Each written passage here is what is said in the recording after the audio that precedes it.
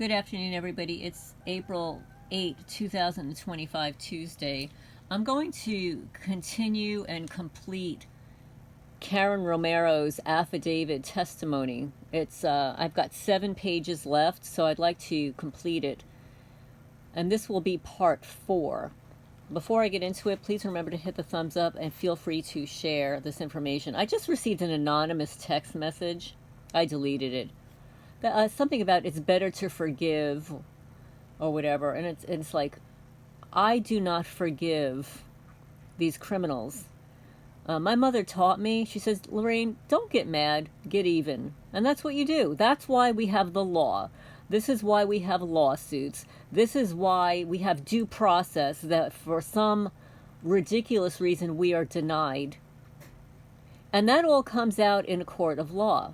Okay, so then if we're not permitted due process, then that tells you something, doesn't it? Doesn't it tell you that you're on some kind of a list? Because everyone's entitled to due process, including all the criminals that are in prison right now that have committed heinous crimes. But anyway, enough of that. This is an original mini oil painting from 2021. 'Tis the season. So anyway, this is Karen Romero. Most people knew her on the conference calls as Goodness 8. And she always reminded me that the 8 is an infinity sign. So it would be sideways, which is why on her thumbnail, it is an infinity sign rather than the number 8. And Karen Romero was a targeted individual. She was married and divorced 2 times. She's 4 years older than me. She's a Scorpio. An ethical, moral person. She did what she said she was going to do. I guess you're going to call them a whistleblower for calling out some horrendous stuff in the workplace as a nurse. And by the way, they are getting rid of a lot of nurses, I've noticed. A lot of nurses of my generation, because all the newer ones that are coming aboard in their 20s and 30s, they have no idea the way nursing is supposed to be. They're being taught a whole new agenda of nursing, which is not good. It's not a good one. Same goes for psychiatrists, psychologists, assessment people, etc. And of course, you can't leave out the cops, right? Cops were very different when I was growing up. They were actually respectful, helpful. They would actually help little old ladies across the street, and they would actually help the firefighters get animals out of trees and stuff like that. Back in the good old days. But anyway. So, I just skipped, for some reason, I just skipped her page here. Okay. Paragraph, so I don't know what just happened. There's still 37 pages here. So this is the affidavit testimony of Karen Romero. Back to the travel saga. I forgot to tell you something very interesting happened while I was at the interview in Colorado during my travels looking for a job. This particular hospital turned out to be an HCA hospital. It was an HCA hospital in Las Vegas where I was told to do Medicare fraud and refused. I did not realize they were HCA at this hospital in Colorado until the interview. The director of the OR interviewed me, although I didn't get the job. I did find out some significant information. She was looking over my resume and asked me if I knew they too were an HCA hospital. I know that I have spoken these words in the last video, but we'll just back up here. It's probably only a page. She was looking over my resume, and this was quite a surprise to me as I told her I was unaware of that. I told her the truth about what was happening in Las Vegas HCA hospital. She was quite surprised that the lunatic director of the OR, my terminology for her in Las Vegas, has anyone's password. Imagine? She told me she didn't have access to any other employee's password. She sounded genuinely concerned. I liked her. In Las Vegas, every year we had to do a code of conduct training class because the hospital system had stolen millions from Medicare. That was the deal the corporation made with the federal government after they got caught. Instead of throwing the creeps in prison, they got a slap on the wrist and decided to pin down the employees with mandatory code of conduct classes. So after using all of my savings, my 401k money, most of all my unemployment, I was dirt poor. Had I not experienced this ever before I was targeted, looking back on this time, going across the country, looking for work, sleeping in my car, and taking showers at truck stops for what few job interviews I had, I truly have a hard time believing I actually survived. I just wouldn't give up, knowing with God anything is possible. I finally decided to go back to Idaho, my home state. At least I knew my way around and would not get lost. It was now May 24, 2011. May 24 was my used to be marriage anniversary. That is why I remember the date. And I headed towards Idaho. I almost ran out of gas in Elko, Nevada. I think it's Nevada. I think I had $3 and asked God to point me in a direction of a slot machine that would give me enough money to get to Idaho. $3 at a time was not even enough for 1 gallon of gas. I went into Stockman's Casino, walked right up to the machine, put $1 in, and hit for $50. I took my $50 and left. I made it to Idaho. Well, that was so lucky. I spent my last days at the Idaho Department of Labor, where I was treated like crap. I spent my nights in a Walmart parking lot with a lot of other homeless people. I decided to quit looking for work as an RN and take any job I could get. In 2012, I landed a job. I did all that with using the phone at the Idaho Department of Labor. They had hacked yet another phone of mine to keep me from getting a job. My first day on the job, I show up at orientation. They were surprised to see me. They said that they had been told I wouldn't be coming there. Again, more lies about me. Isn't this horrible? This happens in our country. People don't want people to work, targeting you for your entire life. I mean, this is not normal behavior. My new job was at a call center doing telephone studies for the CDC. It paid $9 an hour. Although I was used to making $35 an hour as an RN, at the time, $9 an hour sounded real good. At least I didn't have to hold up a cardboard sign. And yes, in Idaho, I had to do this a few times for gas for my car. Holding up a cardboard sign is an especially humiliating experience. I was still sleeping in my car while first at my new job. I was only hired for 2 days a week at first. I would shower at the YMCA, paying $2 for a shower pass. Another humiliating experience. The manager at the downtown Boise YMCA was a pig who told me the shower pass is not to be used to blow dry my hair after my shower. I told her I'm out in the cold at night and I did not want to get sick, and that is why I stayed after my shower to blow my hair. She was mean and showed zero empathy. I said, okay. I asked God to put her in her place that day. After about 3 or 4 months, I had saved enough money for my new job to rent a room in a trailer park. Another delightful experience, and I mean that facetiously. The woman was about 5 years younger than me, and she was an alcoholic on probation for a second drunk driving charge. I did not find out about this until after I moved in. She still drank, but at least did not drive. Thank God. I lasted about 4 months living with her. She was an obnoxious drunk, and the cops came one night to the trailer. I didn't want any more problems with cops, especially with what I had been through. Some neighbor had called cops on her. She would also get on Craigslist and call strange men to have them come over. Oh my. I got out of there, back to sleeping in my car. After about a month, I tried again. This time, the room for rent was a really nice house. The woman that owned the house, or rather said that she owned the house, was also drunk. She was not a nice person, and I thought should be her personal slave and do most of the housework, plus pay rent. The rental agreement was written to help with some of the housework, which is only fair to do as a roommate. Her house was 3,200 square feet, and she came to expect me to do all the housework. I did not agree to this. I only agreed to what was in the rental agreement. Well, one evening, she had waxed the floors, which was unusual, because she thought I should do everything.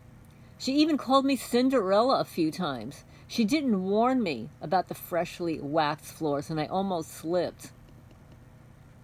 I went up to bed after coming home from work that evening. The next morning, I slipped on her slippery waxed floor and broke my right leg and ankle. I had forgotten about the floor the night before. I heard my bones actually break when I landed on the floor, and I screamed for help. The bone was protruding from my calf. I knew this was serious. Both her and her boyfriend came downstairs to find out what I was yelling about. I told her to call 911. The boyfriend said no. They would take me to the hospital. For one thing, I could not even stand up, and from assessing the damage to my leg, I thought I would need emergency surgery. They talked about getting a kitchen chair that rolled and moved me to the chair and still transporting me to the hospital themselves. I did not want further damage done to my leg, and I finally had to scream, "Call 911." The boyfriend then leans over and tells me to not fucking tell them what to do, and they weren't calling 911. I thought before I lose consciousness, that bitch who had a pig of a boyfriend is going to call 911. I yelled at her again, "Call 911." She finally did. I was taken to the hospital where emergency surgery was done on my leg and ankle. I had no family here in Boise, and I had no real close friends here that I used to know. They now all lived in other states. One was still here, but I had lost contact info in my travels and still don't have it. So after 10 days in the hospital, I had to go back to this house. Besides, I was paid up in rent for another week. While back there, I was so sick, vomiting, hard to get up and hop to the bathroom with a walker. Most people with the extensive injury I had would be going to rehab. Not me, because I had no insurance at the time. It is now June 2014. When a person has money, barely enough to live on, they can't pay their health insurance. Because I was only part-time at my job, they didn't offer health insurance. My goal was to get health insurance again, but I simply could not afford it and went and rent a room too. The bathroom was down the hall, and I kept worrying about the throw rug in there due to the fact that I was tripping on it. I was so scared of falling again. Due to my condition, I couldn't reach down and move it. So I asked the drunken bitch if she could please pick it up and move it from the bathroom for me. She went off on me. She said, "Do not ask her for a thing," as she was busy selling houses, and for all she cared, I could starve to death. Those were her words. I continued to get worse after only being out of the hospital for a few days. I called the person that did transport for the hospital and told him I was getting worse. I should have gone to rehab instead of being discharged back to where I was, and the lady was very threatening that I rented a room from. He called the hospital, and the hospital called Boise police. A cop came there and talked to me, then called the hospital and told them to take me back to the hospital. While in ER, an RN comes and talks to me. She starts yelling at me, saying I had already been there 10 days without insurance, and that was unheard of. More abuse being done to me. A house doctor did admit me back to the floor for nausea that I could not control. I was there for 4 days, and they discharged me to guess where? The local homeless shelter. I was at the homeless shelter, illegal dump job done by the hospital, for 2 days, sick as a dog, and could not get out of bed due to the fact that my leg needed ice and elevation, and I was on no weight bearing for another 7 weeks. The lady who ran the shelter said I needed to be in the hospital. I said, "Tell them that, please." She did call 911. They came and said their hands were tied. You hear that? Their hands were tied. They couldn't return me to the hospital. By the grace of God, a man who also rented a room in that same house I was living in prior to homeless shelter had become friends with me. Due to the ogre's boyfriend moving back in with her, she had asked him to find another place since she was looking around. Since he was looking around, I asked him if we could share a motel room for a month or so with a handicapped shower until I could better take care of myself. I knew if I stayed in the shelter, I would not get better. This guy's name is Sam, and he said sure. So we went to a motel, and the first motel told me I had to leave after 2 days. Sam was at work when this happened. They knew I was homeless, and they knew I was then temporarily handicapped, so they decided to throw me out. I was unable to get transported to another motel, and this one even had a wheelchair, which turned out to be very helpful. I had saved enough from my call center job to share expenses with Sammy for the month of July 2014. The motel staff was gracious and helped me a lot. They would go get ice for me and did other nice things. I was worried about what I could do for August 2014. Sammy would want to find another place, and I had no money. I feared going back to the homeless shelter. I was actually able to reach my mom, who I had been estranged from, compliments of the vile FBI. My siblings had relied on her sometimes for financial help, but you see, I hadn't. I was grateful I hadn't, because maybe she would remember that. I told her what happened. She said to try to get on disability. I had looked into that, but because this was temporary, I really wasn't eligible, and I am certainly glad I wasn't. I think they are more abusive to people on Social Security disability. My mom came through and called the motel and put the month of August on her credit card. Sammy moved out and had found another house to rent a room. He had money to actually buy a house, but this job was tenuous and he was unhappy there. The guy made over $100K a year. He wanted to buy a house, having a large down payment, and was saving money, thus the reason for renting rooms. He was telling me the truth about this too, because he showed me his bank statement. That job didn't last much longer for him. He went to real estate school after that and didn't have much luck selling houses. He had a girlfriend in Boise that he was always fighting with. Sammy and I were platonic friends, and he helped me out at a time I needed most. Anyway, Sam had moved into a house that had 2 other roommates rented out. A couple older than me owned the house. I was finally able to start bearing weight in August 2014. It was a difficult transition for me to start walking again.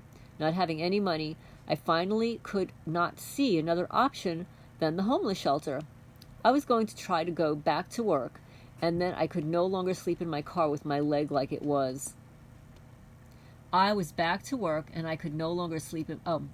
I couldn't curl my leg up anymore at that time. Besides, I still needed to elevate it at night. So I went back to work with my walker and had a walking boot on. I could bear weight, but it could not do so without the walker. They were pretty nice to me when I went back to work. At night, I slept at the homeless shelter. I saved money for my job so I could move out ASAP. ASAP turned out to be from September 9, 2014 until around March of 2014. Okay, now that sounds weird. Maybe it's March of 2015. There were 2 other RNs staying there. One was a TI that had whistleblown. The other had gotten addicted to medication and apparently had stolen a prescription pad to write her own scripts. She was in a drug court program and was doing quite well with her addiction not getting the better of her. However, the judge told her he would make sure she never worked again as an RN, as if he never made a mistake. I think they should tell all the corrupt judges they may never work again as a judge. That's what I think. Anyway, these 2 other RNs, homeless beds, were near mine, and I liked both of them. Also at the shelter were 7 or 8 pregnant women. They were spending their time in a shelter because, like me, they were poor. I had stayed in contact with Sammy, and he told me that a room had opened up where he was living and talked to me about going to the house he was living. Sammy was rarely there, usually at his girlfriend's, unless, of course, he had a fight with her. He wanted to get another job, doing what he had a lot of experience doing. He was a manager of a lot of people that build those module homes. He could only find this type of work outside of Idaho, where he could make the kind of money he was used to making. I had saved enough money to move into his home. Sammy was hardly there and thought the people were really nice. He moved to Kentucky, where he landed a job shortly after I moved into this house. The husband and wife were alcoholics and not really nice. Sam was unaware of this due to the fact that he was hardly there. Either I was attracting alcoholics or being mind-controlled to go to them, or possibly Idaho just has a real drinking problem. They were belligerent alcoholics. After Sammy left, there were 2 other rent-a-room people besides me. We shared 1 bathroom. The woman who owned the house was so obnoxious and was drunk almost every night. She would actually flirt with the 2 guys that were renters. They were somewhere around 25 and 40 years younger than her. Not to mention she was married to her husband, the other obnoxious alcoholic. They both drove drunk, and I got to thinking one day, they may have some DUIs in their past and had not learned their lesson. So I looked up on the Idaho repository, being the nosy person that I am, to see if either of them had a DUI. I found out a lot more than this. Yes, they each had a previous DUI, which they each did a little jail time for, and were each on probation for some time, but she had been put in jail for stealing from a grocery store. Not once, but twice. She had also been put in jail for some altercation between her and her son. The same woman stole from one of the renters, too. There was a dispute over whether he had paid the rent or not. She was one of those kinds of drunks that would black out and forget things. So I don't know if she may have forgotten or if he really did owe her rent money. I had loaned him some money one time and had to keep reminding him to pay me back. He eventually did. Anyway, he stole his stuff and moved out. She stole his stuff and moved out. This woman was such a drunk. At times she would forget to put clothes on. And there were 2 other guys in the house besides her husband. One time she said to one of the guys, "Oh, just give me a hug." He said, "Not until you go get some pants on."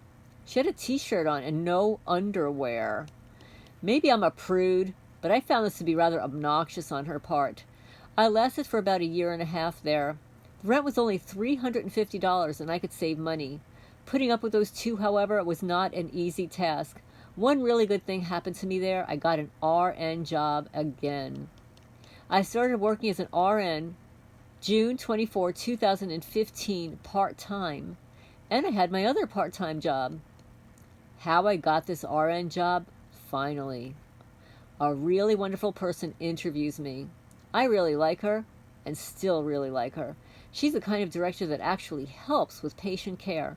She doesn't hover over the staff and doesn't bark orders. Anyway, I didn't go into my whole saga. I did tell her that I had been let go at the previous surgery center in Philadelphia. I told her about the day Carolyn spewed out the N-word and got right in my face and told me to quit after being so effing nice. The woman interviewing me said, "Oh, I bet she didn't say effing." I said, "No, she really did." And then she said she probably said fucking. I said, "Yes, that is what she said." I told her this place had a real problem with racism to the point it really bothered me. And I called the director's boss and had a meeting with her. Shortly thereafter, I got fired. I told her, fortunately, I had my evaluation done a short time before this meeting. I told her I still have a copy of that evaluation that she could look at if she considered me for the job.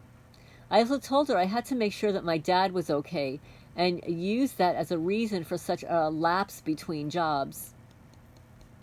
This was all the truth, which I was determined to remain truthful, unlike the dirtbag FBI. You know, my favorite Bureau of Investigation. Thankfully, someone finally appreciated how honest I am and actually told me this. She contacted me, and I think the next day, she told me the surgery center in Philadelphia would not say anything about me unless I signed a release for them. Yeah, right. Like I would do so for the FBI RN Yvonne could spew out more lies about me. This woman then asked me to email her a copy of that evaluation. If I did that, then I wouldn't need to sign the release. And if the evaluation was good, which it was, then she would consider hiring me. I quickly went to the library where there was a scanner for the public to use. I scanned the evaluation and sent it to her. She called me a week later and said that if I'm still interested in having the job, she would like to hire me. I shall not forget that day. I told her yes, and we agreed for me to start working June 24, 2015. After I got off the phone, I remember a movie I'd once seen with Will Smith. The movie was called, and it's spelled like this, The Pursuit of Happyness, Happyness. In the movie, him and his son become homeless and go through the worst time as he looks for a job. Towards the end of the movie, he is offered a job. Finally, he was asked if he was still interested, they would like to hire him. For that character he played in the movie, he was overwhelmed with gratitude. The day I was offered the job from Lindy, who is now my boss, I felt like how Will Smith's character felt in the movie. I was pulled over in the parking lot when I received the call. After hanging up, I leaned my head on my steering wheel and just started to cry. I never told Lindy I had been homeless and all that I've gone through. I did tell her the truth about the last job and about my dad. She appreciated my honesty. To this day, aside from jumping off a bridge or doing anything illegal, I will do whatever she asks. I owe her a debt of gratitude, and I have tried to remember that. After I took the job, I thought I haven't worked as a nurse since fall of 2009. Maybe I better call the nursing board and see if it's okay considering me that I may take an RN refresher course. They actually didn't hang up the phone on me this time and said that it was up to the place hiring me, and they had no rule about this. Since Lindsay already knew I had not worked as an RN since 2009, there was no problem. The sun was shining down on me again. I was still living at the house with the alcoholic husband and wife. I started looking for another room to rent. Still could not afford an apartment for myself at that time. I came across an ad from a guy that had the same last name as a guy that I used to work with, my dad. I asked him if he was related to him. He said, yes, that is his dad. I told him my name and he remembered my dad. I always liked his dad, and his dad was always nice to me. I moved in here Christmas Day 2016. I thought perhaps this guy would be okay to live with. I was wrong. Yet another alcoholic. And with that, the obnoxious lies and demeanor that comes with being an alcoholic. I am so tired of moving. I have been here as his roommate for almost a year and a half. Rent is $500 a month. But I have paid him more during air conditioning and heating months due to the high cost of utilities. He didn't ask, but I went ahead and I did so, even though he has threatened me like some kind of perp, which he may very well be. I was trying to do the right thing and help with some higher utility bills. Maybe I needed to quit being so effing nice, as I was told at that job I was fired from. Anyway, I told my current roommate I'm looking for another place because I can no longer tolerate how he treats me. I can no longer tolerate his pathological lies. And by the way, it is here where the directed energy weapons started happening to me. Not long after I moved in, lots of things happened here, and I caught him pointing his phone at me a few times. I told him never do that again. The that started here has been in addition to the gang stalking and daily harassment. I had an appointment to look at another roommate situation today. It's a no-go. I've been hesitant to make other appointments and live like this again. I can now afford an apartment, thank God, but I'm hesitant to live alone for the possibility of being drugged and raped. This happened to me in a motel room in California during my travel saga. I was looking for a job. I woke up sluggish with bruises and scratches all over my body. I felt like I had been raped during the night, and I truly believe I know who that was. I asked God to deal with him too. So, he is in fact under the karmic law also. I went to the hospital but was told it was too late to do a rape test. Yeah, right. Another lie and more trauma-based abuse. I often have thought about Dr. John Hall's former girlfriend, who lived alone and was drugged at night and raped many times until she asked Dr. Hall to look into this. Who did that to her? Guess what? None other than a former FBI agent. You can bet they know about this and do nothing about it. The FBI is even more criminal than the CIA. If you ask me who I despise the most, I will tell you it's the FBI. More will come out about them, and I'm going to sit back and see the upcoming exposure show their abuses and participation in crimes against humanity. I know this to be 100% the truth about more upcoming exposure about the FBI. I know this as well as I know my name is Karen Marie Romero and not Karen Ann Chesna.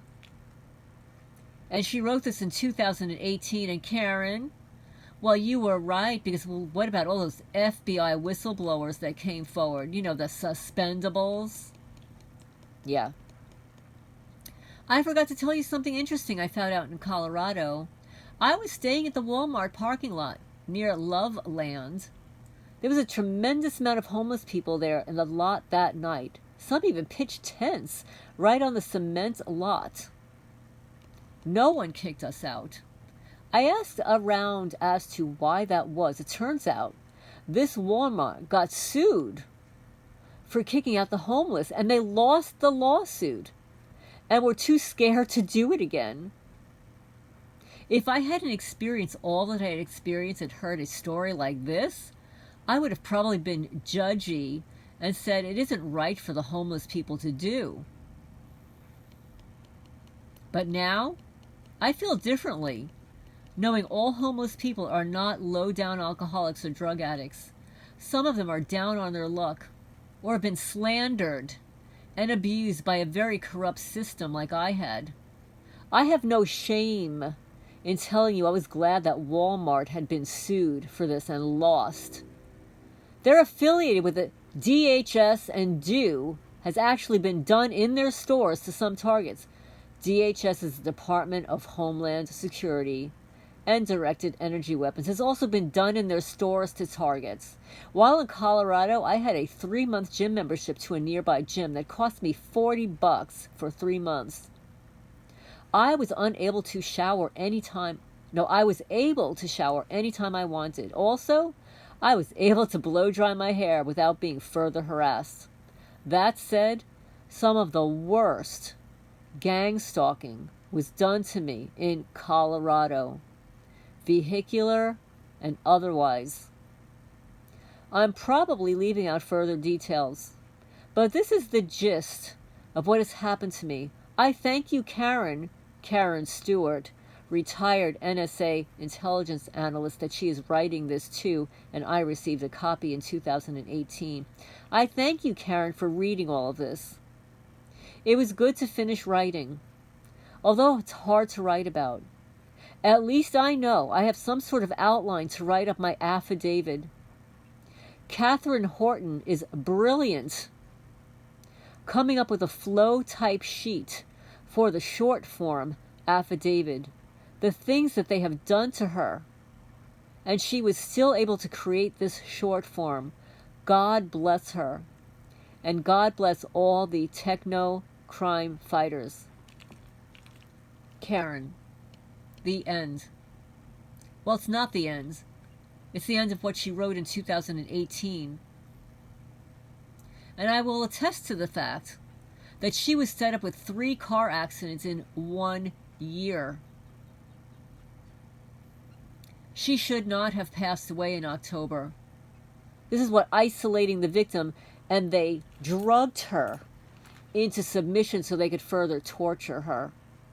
And each time she went home from the hospital, they would knock her to the ground with directed energy weapons, and all of her perp neighbors were involved. And I am gifted to be able to speak her truth, her affidavit, for everybody to hear. Karen's memory will not be forgotten. It will be remembered for how she was abused through the system, how she fought through the system, how she still maintained her integrity and truth, how she went down the tubes, not even having money for food. She was starving, never gave up hope, and got back to being the RN nurse that she is, thanks to the one person that believed in her. And there are those people out there for you too.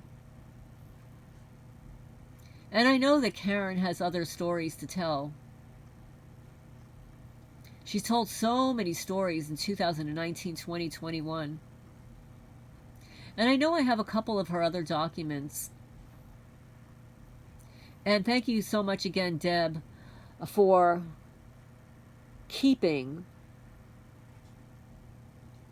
that voicemail on July 4, 2024, calling you from the hospital. That's a blessing.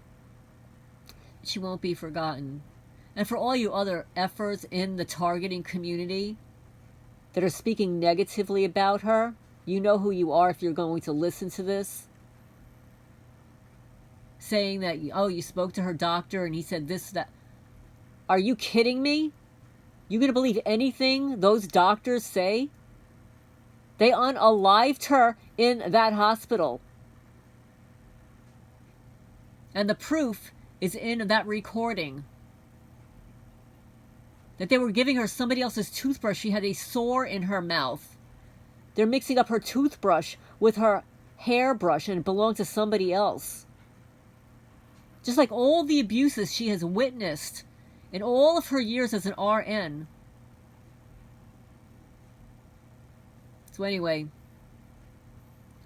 thank you all for listening. And this is the Karen's final words. She will be remembered for her integrity, being truthful, and speaking out against my favorite Bureau of Investigation. And her wishes came true. Carmageddon. Yes. A lot of what she said in 2018 has come to pass. So please leave a comment down below. Feel free to share this part 4 of her affidavit testimony. And I will talk to you guys in the next video.